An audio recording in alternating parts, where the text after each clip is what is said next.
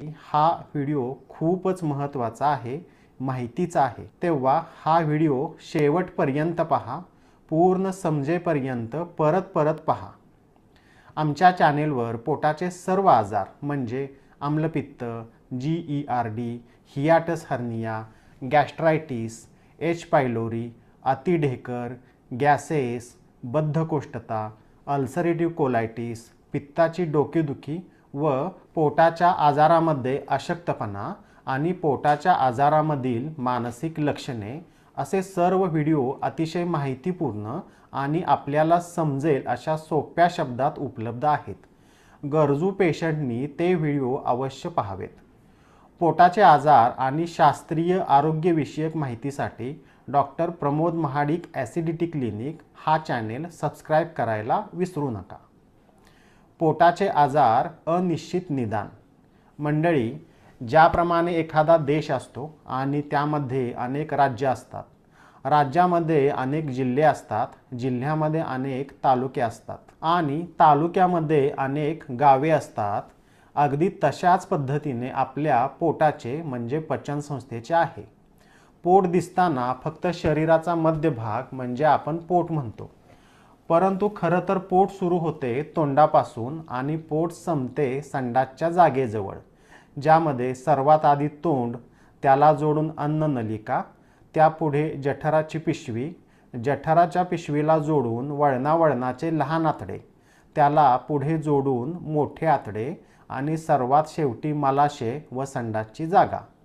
परंतु पोट म्हणजे एवढेच नसून ह्या संपूर्ण आतड्याच्या नळीला जोडून असणारे लिव्हर व पॅनक्रिया हे अवयव, त्याचबरोबर पोटामध्ये स्त्रवणारे विविध स्त्राव म्हणजे लाळ, ॲसिड, अन्न पचवणारे विविध पाचक स्त्राव, अशा सर्व गोष्टींचा एकत्रित समूह म्हणजे पोट असते. त्यामुळे अशा युनायटेड स्टेट्स ऑफ पोटामध्ये जठराला सूज आल्यामुळे जुलाब लागू शकतात, कॉन्स्टिपेशन झाल्यामुळे तोंड येऊ शकते, म्हणजेच सर्वच पोटाच्या आजारामध्ये सर्वच लक्षणे दिसतात. उदाहरणार्थ, आम्लपित्ताची लक्षणे सुद्धा तीच, आतड्याला सूज आल्यामुळे पण तीच लक्षणे, मूळव्याधीमध्ये पण तीच लक्षणे, आणि म्हणून मग मला नक्की कोणता पोटाचा आजार झाला आहे असे निदानाची अनिश्चित परिस्थिती तयार झालेली असते. त्यामुळे पेशंटला मग आम्लपित्त आहे की IBS आहे की आतड्याची सूज आहे की माझे मानसिकच आहे असे अतिविचार करून पेशंटची आणि पेशंटच्या नातेवाईकांची सुद्धा मानसिक स्थिती बिघडण्याची वेळ आलेली असते, हे अगदीच खरे आहे. पोटाच्या आजाराचे 100% खात्रीशीर निदान. पोटाच्या आजाराचे 100% खात्रीशीर निदान करण्यासाठी 2 निदान पद्धती आवश्यक असतात. त्यापैकी नंबर 1 क्लिनिकल डायग्नोसिस आणि नंबर 2 इन्व्हेस्टिगेटिव्ह डायग्नोसिस.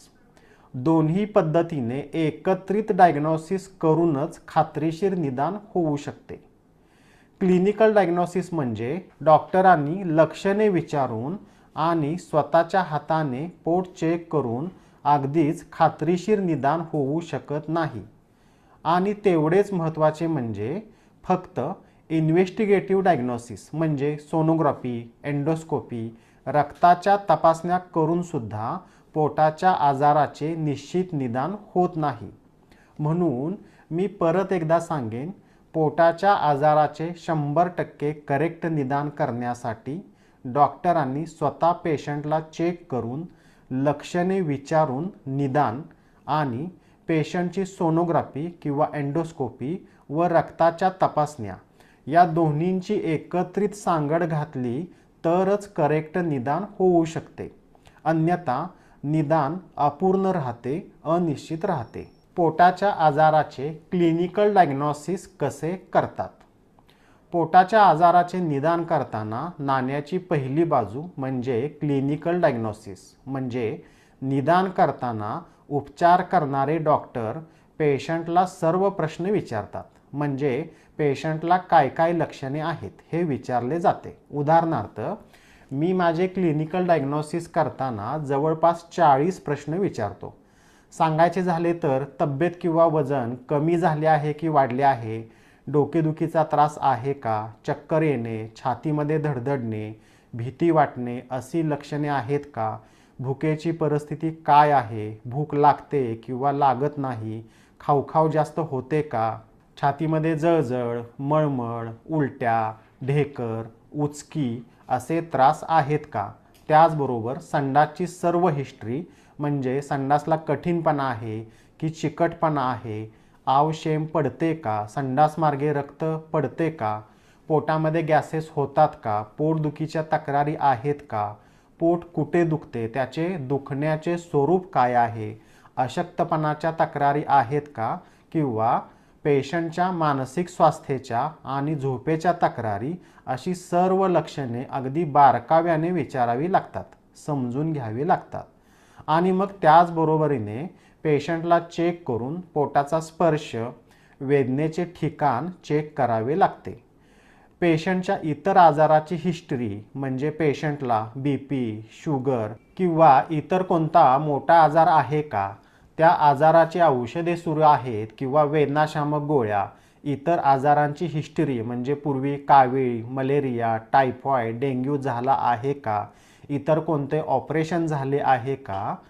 या सर्वाबरोबर आणखी तेवढेच महत्त्वाचे म्हणजे पेशंटची लाईफस्टाईल म्हणजेच पेशंटच्या खाण्यापिण्याच्या सवयी, त्यामध्ये झोपेच्या वेळा, जेवणाच्या वेळा, व्यसने अशा सर्व गोष्टी विचाराव्या लागतात.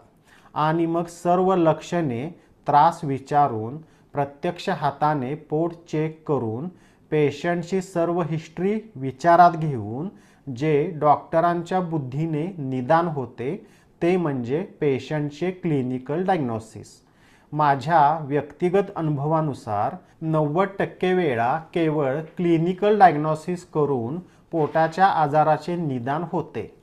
परंतु तरीसुद्धा पोटाच्या आजाराच्या तपासण्या करण्याचे महत्त्व तसूभरही कमी करता येत नाही मंडळी. गरजेच्या पोटाच्या आजाराच्या तपासण्या कराव्या लागतातच आणि त्या अवश्य कराव्यात असे माझे स्पष्ट मत आहे. Investigative diagnosis. पोटाच्या आजाराचे निदान करताना नाण्याची दुसरी बाजू म्हणजे इन्व्हेस्टिगेटिव्ह डायग्नोसिस. इन्व्हेस्टिगेटिव्ह डायग्नोसिस म्हणजे पोटाच्या आजाराच्या तपासण्या करताना प्रामुख्याने पोटाचा त्रास कितपत जुना आहे आणि त्रासाची तीव्रता कितपत आहे, त्यानुसार कोणत्या तपासण्या कराव्या लागतील याचा निर्णय करावा लागतो. तपासणी क्रमांक 1, पोटाची सोनोग्राफी. नव्यानेच पोटदुखी सुरू झाली आहे, पोट खूप जड झाले आहे, गच्च झाले आहे, छातीमध्ये तीव्र जळजळ आहे, अशा वेळी किंवा सर्वच पोटाच्या आजारामध्ये बेसिक तपासणी म्हणून किमान पोटाची सोनोग्राफी करणे गरजेचेच असते. सोनोग्राफीमधून आपल्याला जठराच्या पिशवीला किंवा आतड्याला सूज आलेली आहे का, आतड्यामध्ये मळाच्या गाठी साठून राहिलेल्या आहेत का, किंवा मूतखडा, पित्ताचे खडे आहेत का व लिव्हर, पॅनक्रिया या अवयवांना सूज आहे का, ह्या गोष्टीचे प्रामुख्याने निदान होते. निदान पद्धती क्रमांक 2, पोटाचा CT स्कॅन किंवा MRI. ज्यावेळी आजार जुनाट असतो, आजाराची लक्षणे तीव्रतेने दिसत असतात, अशा वेळी व सोनोग्राफी करूनसुद्धा निदान करताना काही शंका येत असेल तर संपूर्ण पोटाचा म्हणजे संपूर्ण आतड्याचा मार्ग, पोटातील सर्व अवयव, लिव्हर, पॅनक्रिया, किडनी, पोटामधील सर्व रक्तवाहिन्या अशा सर्व अवयवांचा CT स्कॅन काढला जातो. विशेषतः अवयवाला सूज आलेली असताना व अवयवामध्ये गाठी असताना खात्रीशीर निदान करण्यासाठी पोटाचा CT स्कॅन खूपच उपयोगी पडतो. निदान पद्धती क्रमांक 3, पोटाची एंडोस्कोपी, गॅस्ट्रोस्कोपी. पोटाच्या आजारामधील आणि त्यापैकी विशेषतः संपूर्ण अन्नमार्ग म्हणजे अन्ननलिका, जठराची पिशवी, लहान आतडे, मोठे आतडे अशी कॅमेरा टाकून जी तपासणी केली जाते त्याला एंडोस्कोपी म्हणतात. पोटाच्या वरच्या भागामध्ये आजाराचा किंवा लक्षणांचा केंद्रबिंदू वाटत असेल तर तोंडातून पुढे घसा, अन्ननलिका, त्याला जोडून जठराची पिशवी आणि जठराच्या पिशवीतून पुढील लहान आतड्याचा पहिला पाठ म्हणजे डिओडिनम अशी तोंडावाटे कॅमेरा टाकून जी तपासणी केली जाते त्याला गॅस्ट्रोस्कोपी म्हणतात. गॅस्ट्रोस्कोपीमध्ये अन्ननलिका बारीक झाली आहे का, अन्ननलिकेला सूज आलेली आहे का किंवा अन्ननलिकेला जखमा झाल्या आहेत का, तसेच अन्ननलिका आणि जठराच्या पिशवीमधील वॉल्व व्यवस्थित आहे का, जठराच्या पिशवीचा हियाटस हर्निया झाला आहे का, जठराला व्रण म्हणजे अल्सर झालेला आहे का किंवा जठराच्या पिशवीला सूज म्हणजे गॅस्ट्रायटिस आहे का, जठराच्या पिशवीला कॅन्सरची लागण झाली आहे का, त्याचबरोबर लहान आतड्याला सूज किंवा व्रण आहे का असे सर्व निदान निश्चित केले जाते. त्याचबरोबर गॅस्ट्रोस्कोपी करतानाच जठराच्या त्वचेचा तुकडा काढून RUT नावाची तपासणी करून H. पायलोरी इन्फेक्शन आहे किंवा नाही हे सुद्धा निदान केले जाते. निदान पद्धती क्रमांक 4 कोलोनोस्कोपी. ज्यावेळी पोटाच्या आजारामध्ये लक्षणांचा केंद्रबिंदू खालच्या पोटात म्हणजे मोठ्या आतड्यात आहे असे वाटते, म्हणजे पेशंटला बऱ्याच कालावधीपासून जुलाबाचा त्रास होत आहे, संडास मार्गे आवशेम पडत आहे, संडास मार्गे रक्त पडत आहे, पोटामध्ये मुरडा येऊन वारंवार संडाची कळ येते, बद्धकोष्ठतेचा त्रास आहे, अशा वेळी एंडोस्कोपीमधील कोलोनोस्कोपी म्हणजे संडासच्या मार्गे आतमध्ये मलाशय, संपूर्ण मोठे आतडे व लहान आतड्याचा शेवटचा पार्ट म्हणजे इलियमपर्यंत नळीसारखा कॅमेरा टाकून जी स्कोपी केली जाते त्याला कोलोनोस्कोपी असे म्हणतात. कोलोनोस्कोपीमधून प्रामुख्याने मोठ्या आतड्याला सूज आली आहे का म्हणजे कोलायटिस आहे का किंवा आतड्याला सूज येऊन आतड्याला जखमा झाल्या आहेत का ज्याला अल्सरेटिव्ह कोलायटिस किंवा क्रोन्स डिसीज असे निदान केले जाते. मोठ्या आतड्याला कॅन्सर झाला असेल तर त्याचे निदान सुद्धा कोलोनोस्कोपीमधून होते. मोठ्या आतड्याची एखादी रक्तवाहिनी फुटून संडास मार्गे रक्त जात असेल तर कोणती रक्तवाहिनी फुटली आहे हे समजते आणि कोलोनोस्कोपीद्वारा ती रक्तवाहिनी बंद करून रक्तस्राव सुद्धा थांबवता येतो. संडासच्या मार्गामध्ये मूळव्याधीचे कोंब असतील तर त्याचे निदान सुद्धा कोलोनोस्कोपीद्वारे होते. थोडक्यात पोटाच्या आजाराचे निदान करताना गोल्ड स्टँडर्ड तपासणी म्हणजे गॅस्ट्रोस्कोपी आणि कोलोनोस्कोपी असते. काही पेशंटमध्ये गरजेनुसार गॅस्ट्रोस्कोपी आणि कोलोनोस्कोपी अशा दोन्ही तपासण्या कराव्या लागतात. सध्या कॅप्सूल एंडोस्कोपी नावाची आधुनिक एंडोस्कोपी केली जाते. विशेषतः वळणावळणाच्या लहान आतड्याची स्कोपी करण्यासाठी ही तपासणी फायद्याची ठरते. निदान पद्धती क्रमांक 5 पोटाचा एक्सरे. विशेषतः आतड्याला पीळ पडणे म्हणजेच इंटेस्टायनल ऑब्स्ट्रक्शनचे निदान करण्यासाठी पोटाचा एक्सरे महत्त्वाचा असतो. निदान पद्धती क्रमांक 6 रक्ताच्या तपासण्या, संडास लघवीच्या तपासण्या. कोणताही पोटाचा आजार जुनाट असेल तर रक्ताच्या काही मूलभूत तपासण्या गरजेच्या असतात. त्यामध्ये CBC म्हणजे सर्व रक्त घटकांची तपासणी, अवयवाच्या सुजेची तीव्रता पाहण्यासाठी CRP व ESR, त्याचबरोबर अवयवाची कार्यक्षमता पाहण्यासाठी व कावीळ या आजारासंदर्भात liver function test, thyroid test, अचानक भूक मरणे, मळमळ असताना किडनी फंक्शन टेस्ट कराव्या लागतात. त्याचबरोबर संडास आणि लघवीच्या तपासण्या कराव्या लागतात. पोटाच्या आजाराचे निदान करताना महत्त्वाचे मार्गदर्शक मुद्दे.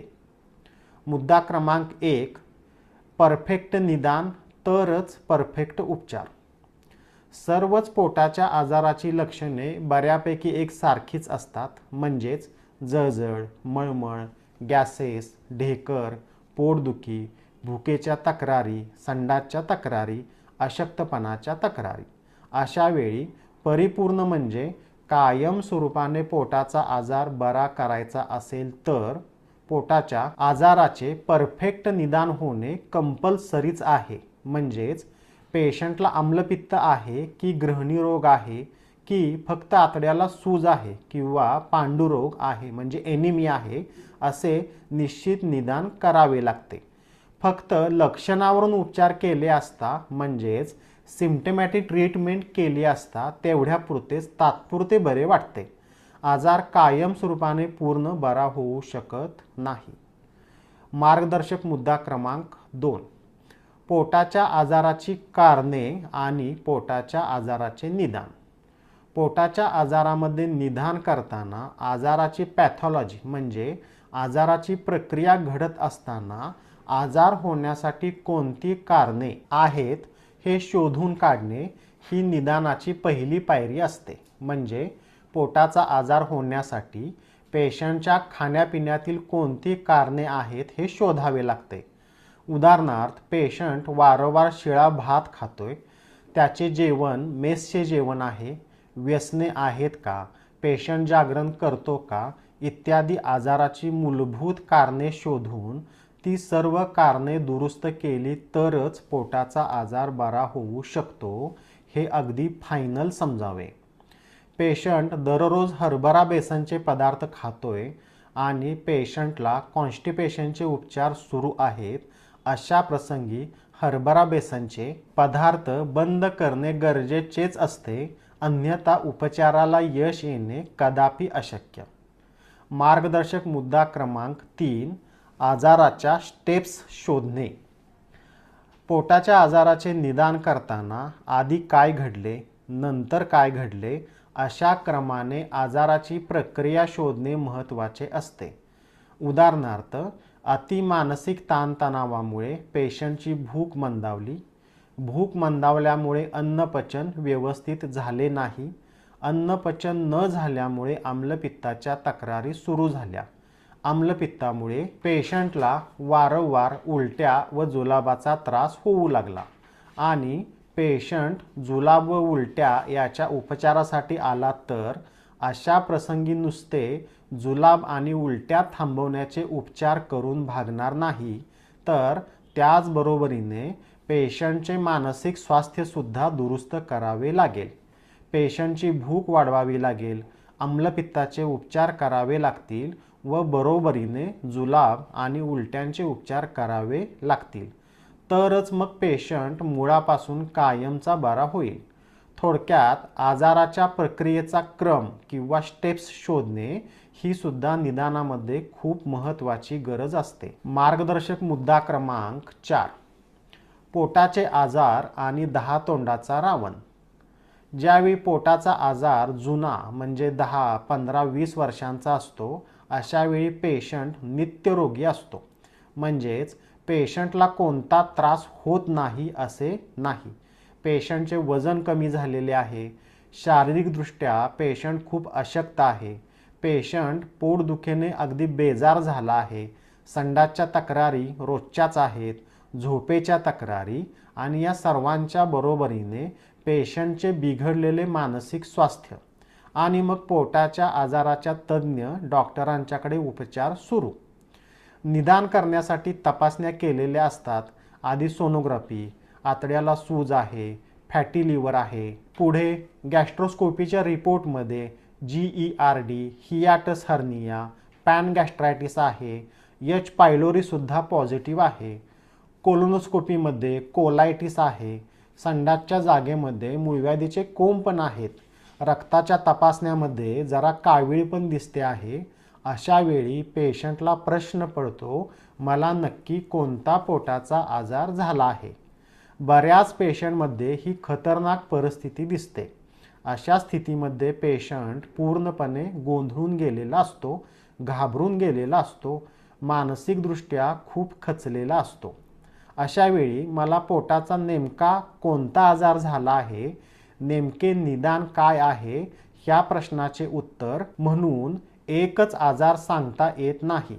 कारण पोट म्हणजे पचनसंस्था तोंडापासून सुरू होते आणि संडासच्या जागेपाशी थांबते आणि ज्यावेळी पोटाचा आजार जुनाट असतो त्यावेळी संपूर्ण अन्नमार्ग म्हणजे तोंडापासून संडासच्या जागेपर्यंत सर्वच प्रक्रिया बिघडलेल्या असतात. म्हणजे पेशंटला तोंड पण येते, अन्ननलिकेला सूज, जठराला सूज, आतड्याला सूज, संडासच्या तक्रारी. म्हणून अशा प्रसंगी एकाच आजाराचे नाव देण्याचा अट्टाहास धरू नये. म्हणजेच पोटाचा आजार म्हणजे एक शरीर पण तोंडे मात्र 10 अशी परिस्थिती असते. मार्गदर्शक मुद्दा क्रमांक 5. IBS तुमचे जरा मानसिकच आहे. पोटाचा आजार आणि अनामिक त्रास. आधी सांगितल्याप्रमाणे एक शरीर आणि 10 तोंडे असणाऱ्या रावणाप्रमाणे सगळेच पोटाचे त्रास आहेत. आजार आहेत असे तपासण्या सांगतात. या परिस्थितीच्या अगदी उलट विरुद्ध परिस्थिती म्हणजे पोटाच्या त्रासाचा एखादा जुनाट पेशंट असतो ज्याची 4-5 वेळा सोनोग्राफी झालेली असते, पोटाचा CT स्कॅन झाला आहे, दोन्ही बाजूनी एंडोस्कोपी सुद्धा झाली आहे, रक्त, संडास, लघवीच्या तपासण्या झालेल्या आहेत, तज्ज्ञ डॉक्टर बदलून झालेले आहेत, परंतु सगळ्याच तपासण्या कायम अगदी 100% नॉर्मल. कोणत्याही तपासणीमध्ये काहीही सापडत नाही आणि पेशंटला मात्र वर्षानुवर्ष भुकेच्या तक्रारी, आम्लपित्ताच्या तक्रारी, संडासच्या तक्रारी, सर्व अशक्तपणाच्या तक्रारी आणि पेशंटची बिघडलेली मानसिक स्थिती अशा जीवघेण्या कात्रीमध्ये पेशंट सापडलेला असतो. एका बाजूने त्रास तर होतोय, दुसऱ्या बाजूला तपासणीमध्ये काहीही सापडत नाही. अशा पेशंटचे निदान काय होते? आधुनिक वैद्यकशास्त्रामध्ये या स्थितीचे निदान IBS म्हणजे इरिटेबल बोवेल सिंड्रोम असे केले जाते. परंतु या स्थितीमध्ये आपल्याला एवढा त्रास तर होतोय, परंतु तपासणीमध्ये तो का दिसत नाही हा प्रश्न पेशंटला पडतच राहतो. याचे कारण म्हणजे पोटाची सोनोग्राफी, एंडोस्कोपी ह्या तपासण्या करतो ते एक प्रकारचे व्हिडिओ शूटिंग असते. या व्हिडिओ शूटिंगमध्ये आतड्याच्या रचनेमध्ये काही बदल झाला असेल तरच, म्हणजे आतडे लाल झालेले आहे, आतड्याला सूज आली आहे, जखमा झाल्या आहेत, आतड्याला गाठ तयार झालेली आहे, असे रचनेमध्ये बदल झाले तरच सोनोग्राफी किंवा एंडोस्कोपीमध्ये दिसू शकते. परंतु या प्रकारच्या पेशंटमध्ये आतड्याच्या रचनेमध्ये कोणताही बदल झालेला नसतो. आतडे एकदम व्यवस्थितच असते म्हणून तपासण्या नॉर्मल येतात. परंतु पचनसंस्थेची कार्यक्षमता कमी झालेली असते. सोप्या भाषेत सांगायचे तर अन्न आतमध्ये घेणे, ते पूर्ण पचवणे, त्यातून संडास तयार करणे, ते संडास शरीराबाहेर टाकणे,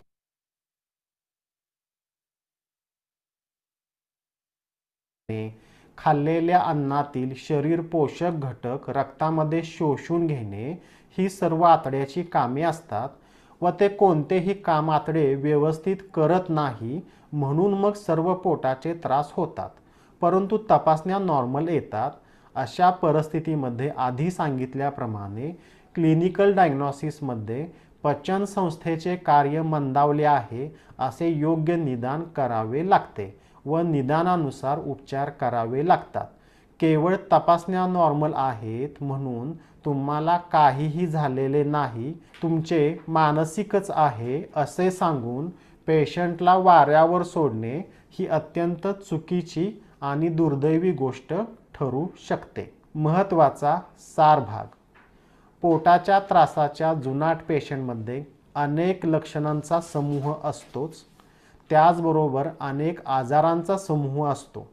त्यामुळे आजाराला एकच नाव देण्याच्या फंदात न पडता पेशंटला प्रत्यक्ष चेक करून, सर्व लक्षणे विचारून व गरजेच्या तपासण्या म्हणजे सोनोग्राफी, एंडोस्कोपी करून आजाराची संपूर्ण प्रक्रिया लक्षात घेऊन निदान ठरवणे हेच महत्त्वाचे.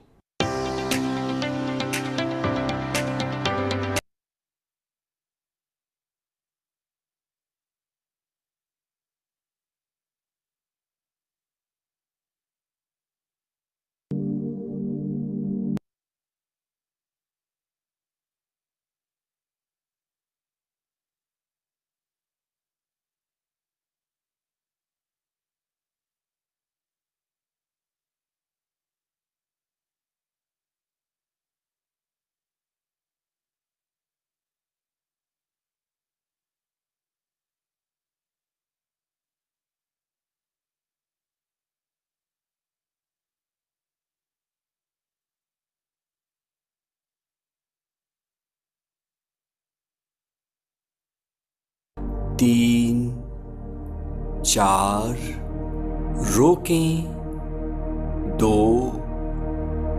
3 4 छोड़ें, 2 3 4 गहरी सांस लें, 2 3 4 रोकें, 2 3 4 सांस छोड़ें, 2 3 4 गहरी सांस अंदर लें, 2 3 4 रोकें, 2 3 4 सांस बाहर छोड़ें, 2 3 4 deep breath in, 2 3 4 hold, 2 3 4 breathe out, 2 3 and 4 गहरी सांस अंदर, 2 3 4 रोकें, 2 3 4 सांस छोड़ें, 2 3 4 deep breath in, 2 3 4 hold, 2 3 4 breathe out, 2 3 4 और रिलैक्स करें, साधारण सांसों में आ जाएं,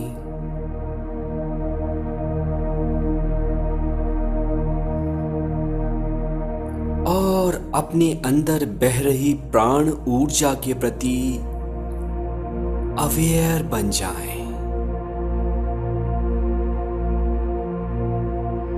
देखें आपके शरीर में एक वाइब्रेशन हो रही है, एक संवेदना सी बह रही है, इसके प्रति सावधान हो जाएं।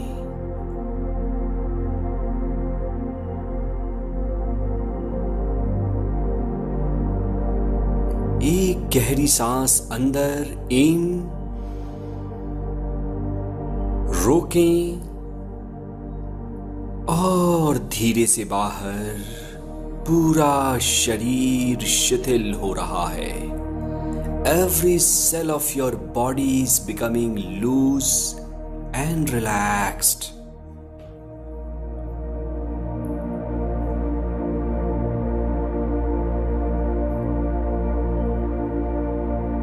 हम सब अनंत हैं और हमारी शक्तियां और संभावनाएं भी अनंत हैं।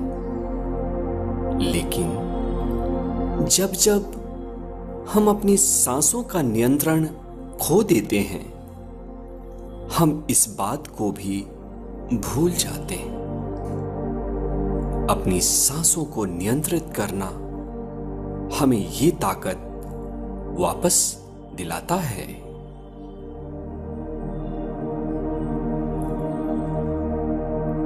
अब हम स्टेप 2 स्टार्ट करेंगे। आप गहरी सांस लेंगे और ओंकार का उच्चारण करेंगे। ओम ब्रह्मांड की दिव्य ध्वनि है जो कि हमें ब्रह्मांड से जोड़ती है। गहरी सांस अंदर लें इन और ओंकार को रिपीट करें मेरे साथ।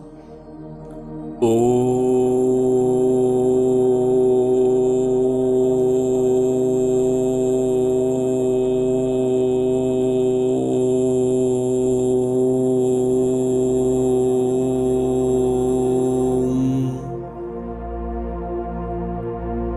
शांत हो जाएं।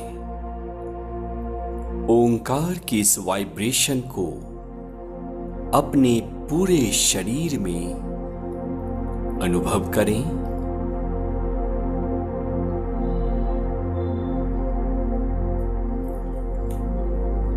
एक और गहरी सांस अंदर इन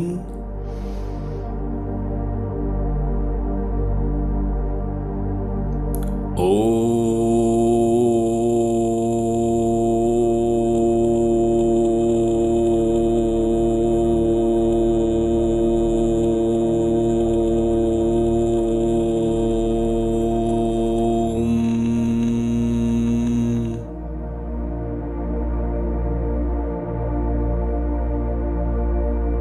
शरीर के अंदर मौजूद वाइब्रेशन को महसूस करिए।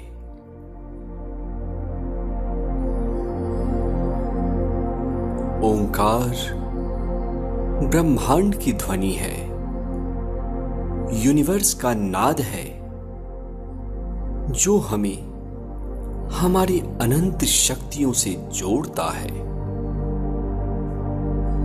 एक बार फिर से गहरी सांस अंदर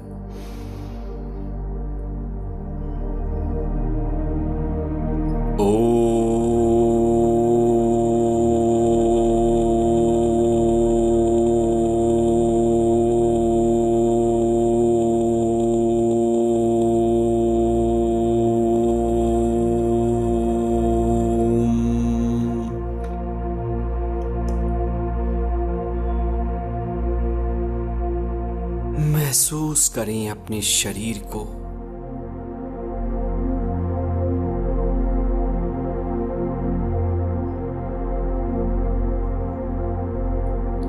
एक और गहरी सांस अंदर इन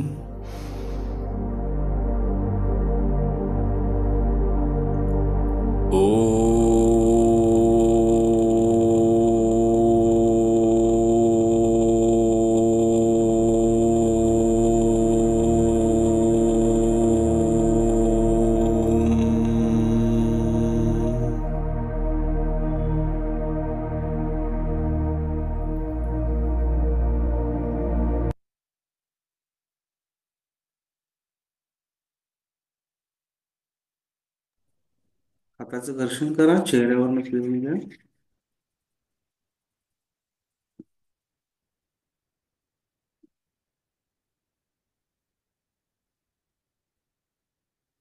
खूप छान.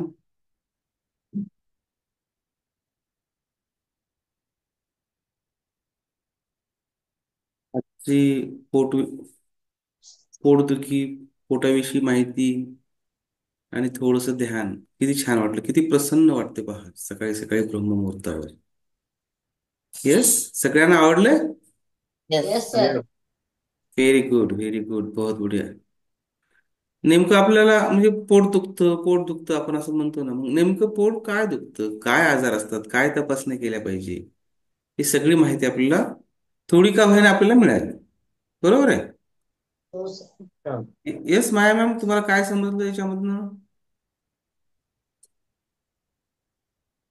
पोटदुखीचे त्यांनी सांगितले सर. आपण कोणकोणत्या तपासण्या केल्या पाहिजे.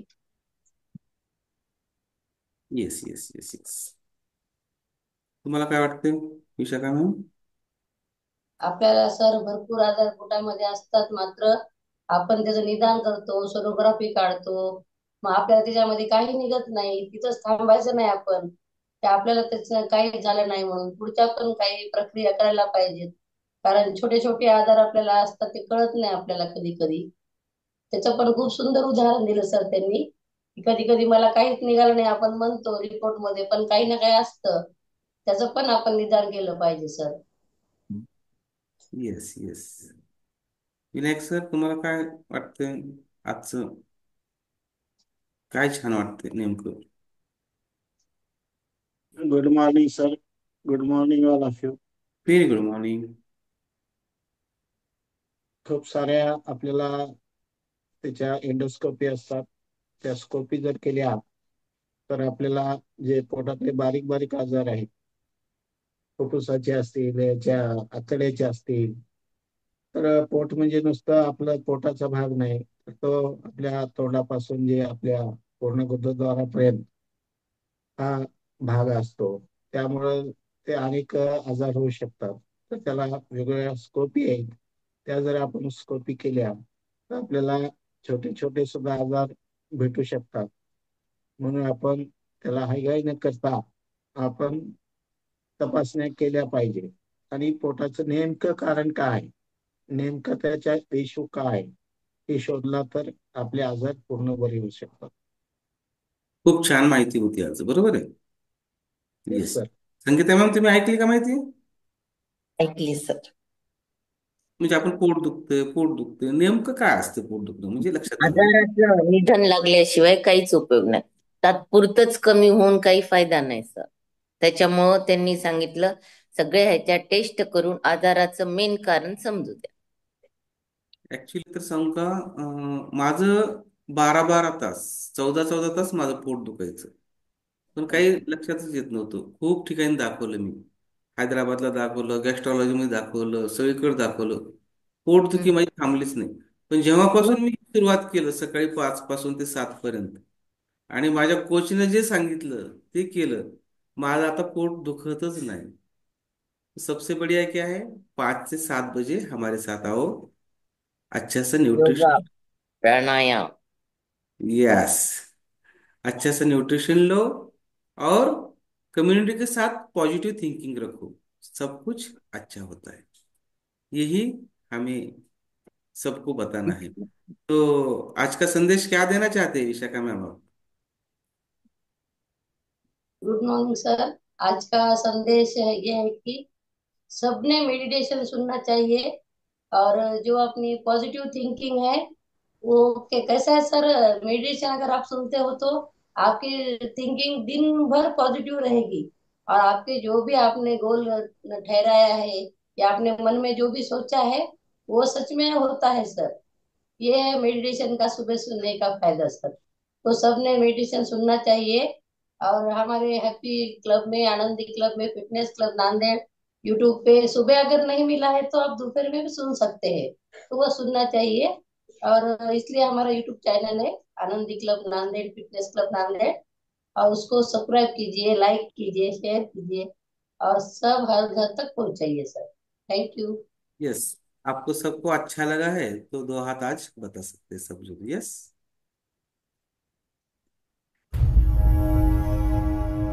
जोड़ना है तुझे ऊंचा, परों को खोल के रख, कसौटी वक्त की है, हौसलों को तोल के रख.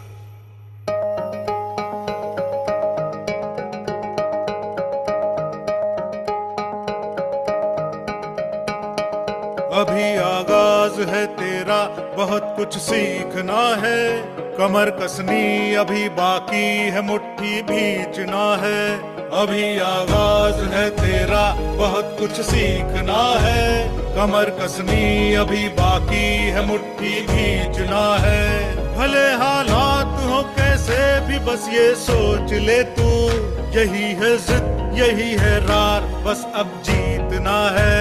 लिखूंगा खुद नई तकदीर अपने हाथ से मैं, रगों में खून के संग इस जुनू को घोल के रख. कसौटी वक्त की है, हौसलों को तोल के रख. जोड़ना है तुझे ऊंचा, परों को खोल के रख. कसौटी वक्त की है, हौसलों को तोल के रख. जोड़ना है तुझे ऊंचा, परों को खोल के रख.